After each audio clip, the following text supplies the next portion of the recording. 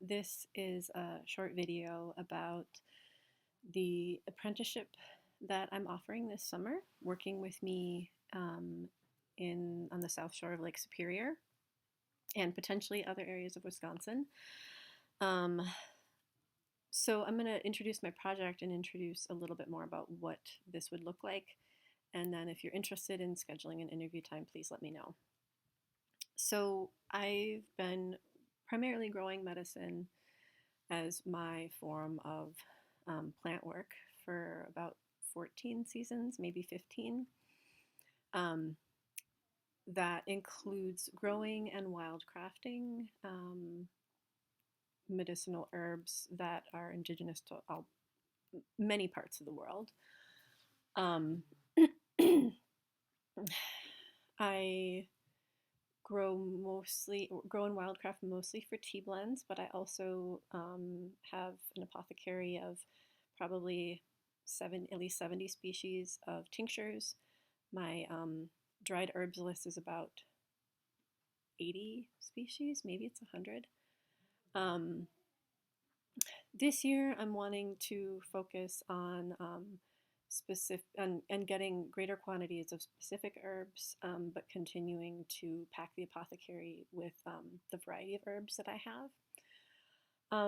In the last year, I have created connection with people doing birth projects and apothecaries in communities that are like underrepresented as far as the herb community goes. So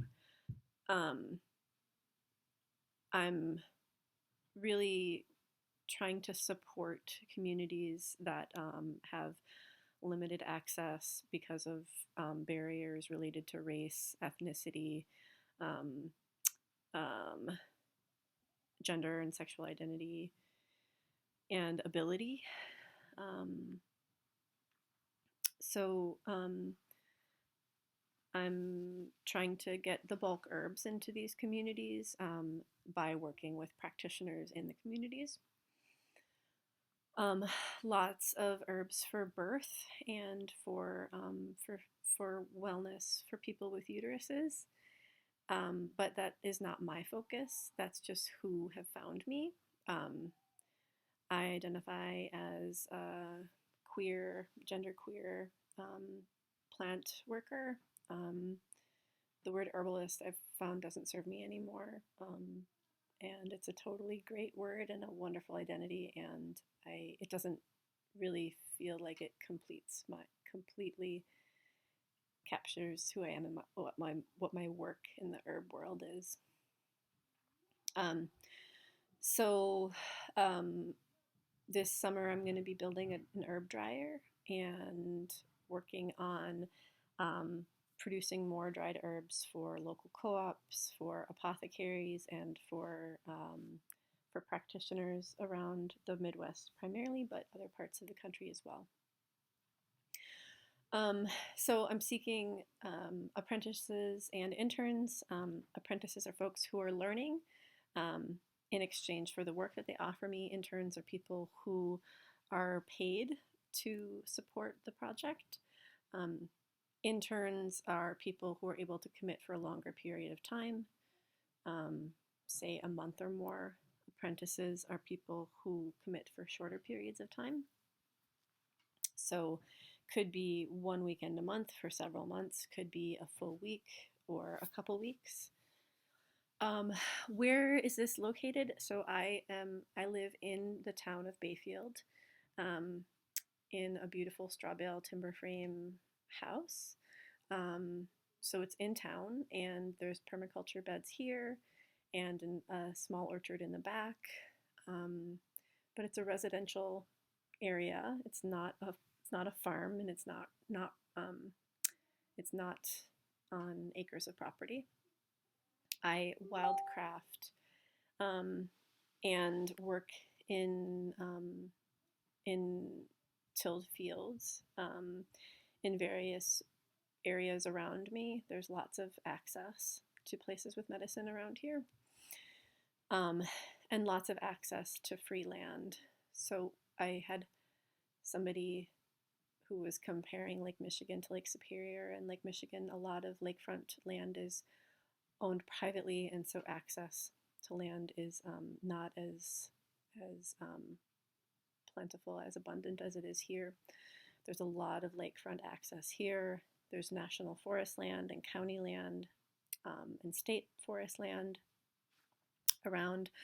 The summer, the arc of the summer includes wild blueberry harvest, and this spring we're hoping to do a 100 plus tap sugar bush on state-owned land.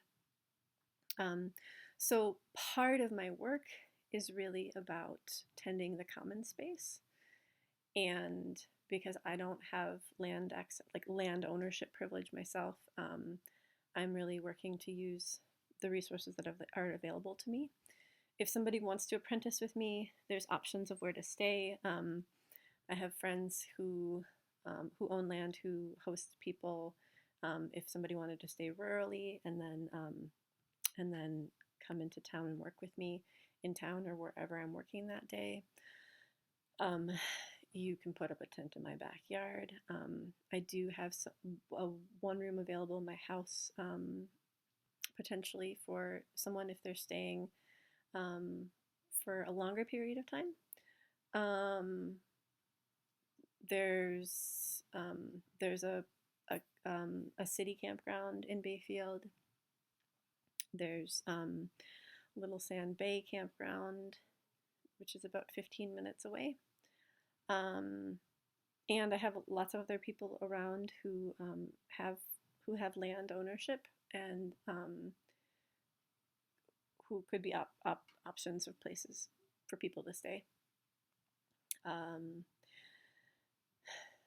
So yeah, that's a little bit about my project and about what I'm offering. Food trade and is something that we would need to negotiate and talk a little bit more about, just based on like my resources and my like living setup. That would have to be something that we would have to talk about individually. And I'm fine with people accessing our water and sewage and internet at our home when you're here. So I'll just share a little bit more about what the season looks like. In May, I do a lot of landscaping work and prepping for the growing season. So the end of May and early June are times to plant the fields and tend the perennial beds. They're times to dig roots, which I will probably do a big dandelion root dig this year and potentially burdock this spring. I'm also going to be going down to northeast Iowa sometime in March to take elderberry cuttings and to put in elderberry cuttings up here. And then end of May, I'm seeking people to help with nettle harvest, which would happen in southwest Wisconsin.